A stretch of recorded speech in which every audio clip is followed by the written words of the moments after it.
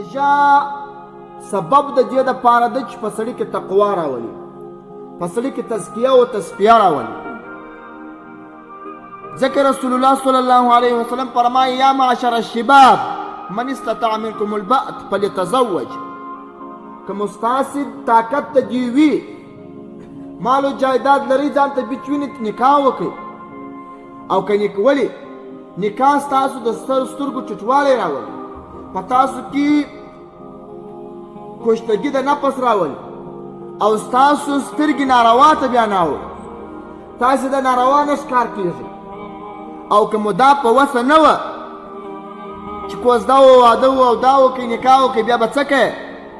نو بیا روژه رسول الله صلی الله علیه بالصوم پر تاسو باندې بیا لازمه ده. علیه جار و مجرور دي په معنا د لازم دي، لازمه ده پر تاسو باندې روژه.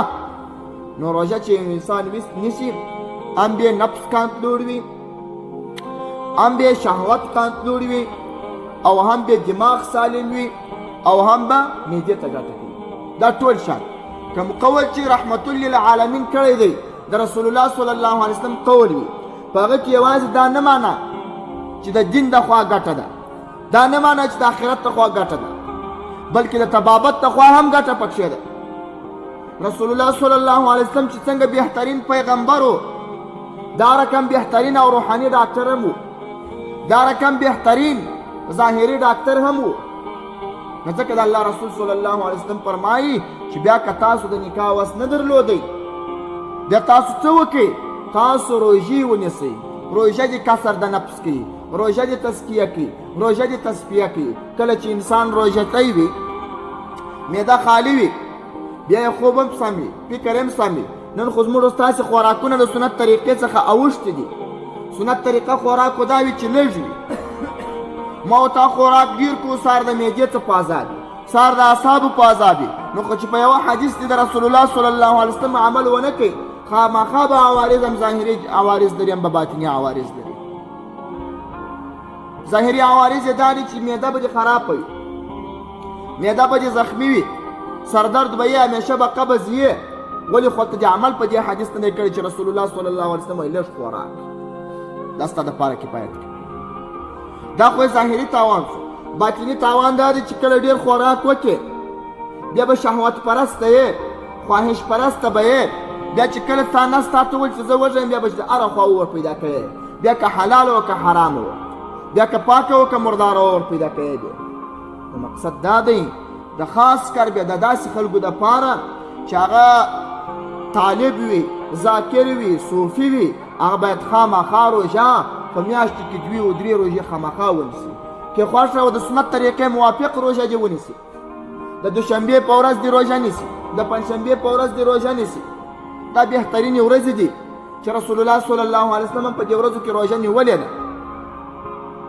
او که نکاح په وس کې و نکاح وکړي، که یو سړي نکاح هم کړی و، بیا هم شهوت نه کنټرولی دی، بیا هم د خلکو د ښځو څخه سترګې نه راګرځېدلې، بیا هم خپل همیشه فکر نه و اصلاح کړی، فکر یې د بل نارواو ته تللی و.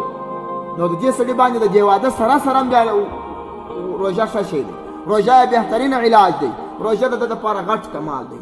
زما عزیزانو، اول خو په دې حدیث عمل وکړئ چې لږ خوراک، د دې نه وروسته بیا په دې حدیث عمل وکړئ که د دې لږ خوراک سره سره بیا هم ستا سترګې، بیا هم ستا فکر، بیا هم ستا سوچ ناروا خواته تللی، نو بیا روژه ونیسه. یو عالم چې لیکلي چې د رسول الله صلی الله علیه وسلم د ټول حدیثو ذخیره په 4 حدیثو کې راجمع کیږي. خو دغسې چې په یوه حدیث عمل وکړې، په ضمن کې په 40 نورو حدیثو عمل سوی وي. خو چې د یوه حدیث ترک دې وکړئ، 40 حدیث نور درته پاتېږي. ولې؟ موږ تاسو دا وویل، امام غزالی رحمه الله وویل چې د یوې ګناه څخه نورې ګناوې زیږېږي. دا مسایه سره بدي کول، دا خپله دا بدي کول دا یو جرم دی او دا یو ګناه ده.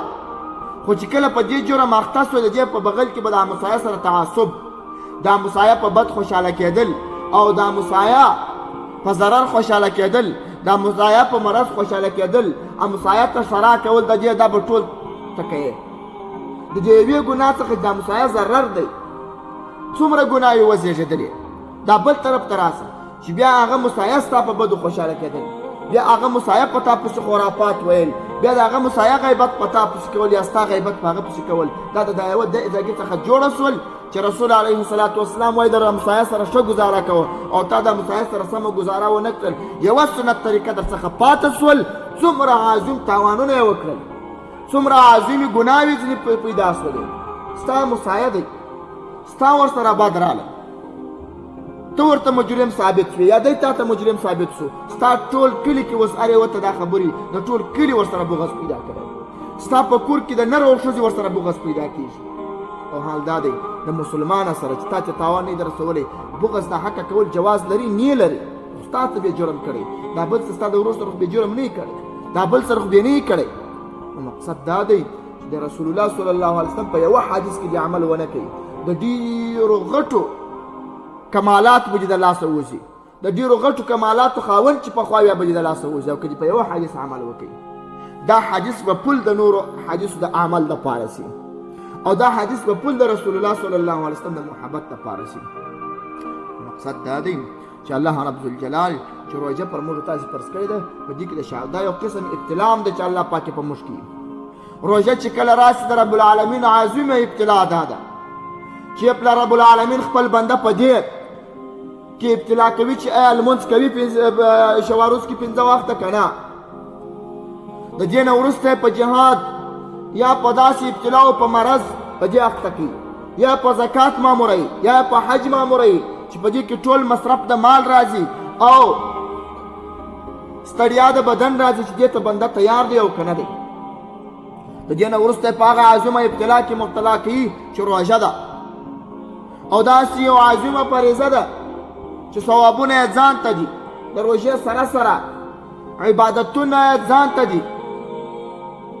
بیا درته الله پاک دا ابتلا راولي چې ته ودرېږه، ته روژه نیسې که نه نیسې، بیا که دا روژه نیسې په کم کمال کې نیسې، دا بل قسم تزکیه د نفس ده چې رب العالمین د خپلو بندګانو تزکیه د نفس کوي چې هغه واحد لا شریک ذات دی، د هغه د وهمه روژه هم نیسم، د هغه د وهمه لمونځ هم کوم، د هغه د وهمه حج هم کوم، د هغه د وهمه جهاد ته هم تیار یم، د هغه د وهمه زکات ورکولو ته هم تیار یم، دا ګرده چې کوم زه د هغه د وهمه کوم.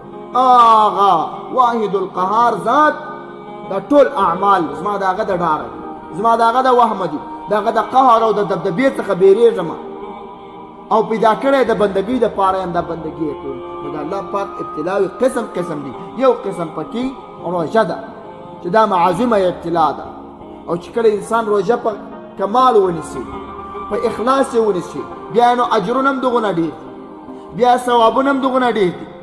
ځکه رحمت للعالمین فرمایي که فرضي روژه د ماښام دا نیت وکړئ چې زه سهار نه نیسم، مریض یم، دا دی چې ټول عمر بیا روژې ونیسئ، د دې روژې ثواب ته نسي رسېدلی. دا د رب العالمین د خوا څخه یو خصوصي ابتلا او امتحان دی، په یو خصوصي میاشت کې دی، په یو خصوصي ورځو کې دی، او په یو خصوصي وختو کې دی. دا چې په یو خصوصي ابتلا او امتحان کې د رب کامیابه سي، دا چې په خصوصي شپو کې کامیابه سي، دا خو بیا د الله پاک رب الجلال ډېر خصوصي رحمتونه در باندې کېږي. دا خصوصي ګناوې رب العالمین در بخشي، کبائر ګناوې الله پاک در بخشي چې د سم دم د زړه د اخلاصه توبهګار سي. هغه څه چې په 100 کاله او په 30 کاله د خدای د رحمت تمه نه لري، خو چې په روژه کې خدای ته توبهګار سي، الله رب الجلال یې کمال ته رسي، الله رب الجلال یې ثوابونه ورکوي. او بل امداد د رب العالمین دا دی چې روژه کې رب العالمین شیطانان تړي، د رحمتو دروازې راخلاصوي، دا ګرد شان خلاص وي. ماسې دومره قدر کس غواړي چې ازلي بدبخته نه وي، چې خدای نه یې بدبخته کړی، دومره قدر کس غواړي چې ماسې اعمال پکې وکړي. په روژه کې یو کوچنک عمل د ډېرو اعمالو ثواب لري، په روژه کې یو کوچنک کردار د ډېرو کردارو ثواب لري. داسې نه لکه زموږ خلک خو چې د روژې میاشت راسي، پخوا په میاشت کې یو جنګ کوي، چې اوس د روژې میاشت راله دا په ورځ کې 3 جنګه کوي. وایي د روژې دماغ کار نه کوي، نه دا یو قسم ابتلا ده د رب العالمین. پته یې کوي چې ته ودرېږه چې دا خوله دې بنده وي، خوراک نسې پکولی، چښاک نسې پکولی، او هلته دې پر اعصابو بوج هم راسي. دې وخت کې ته خدای ته تسلیم یې که نه، دې وخت کې ته خپل د خوله کابو کولی شې که نه شې کولی، دې وخت کې ته د خدای خوا ته توجه لرې که نه لرې. یو قسم ابتلا د رب العالمین د خوا څخه ده. داسې نه ده چې د روژې دماغ شو نور بار سړی ډېر جنګونه کوي، نه چې د روژې دماغ شو سړی به کور ته هم ښه ګزاره کوي، سړی به په کلي کې هم ښه ګزاره کوي، د انډیواله سره به هم ښه ګزاره کوي، د رب سره به هم معامله سپینې، د قرآن پاک تلاوتونه به کوي، ذکر به کوي، اذکار به کوي، درود شریف به وایي. دا ټول وخت لکه څه رقم چې په خوله روژه وي د اندامو به هم روژه وي، لکه څه رقم چې په خوله روژه وي د زړه به هم روژه وي، لکه څه رقم چې په خوله روژه وي د فکر به هم روژه وي، لکه څه رقم چې په خوله روژه وي د لاس به هم روژه وي. د دې ټولو شان څخه به هغه شان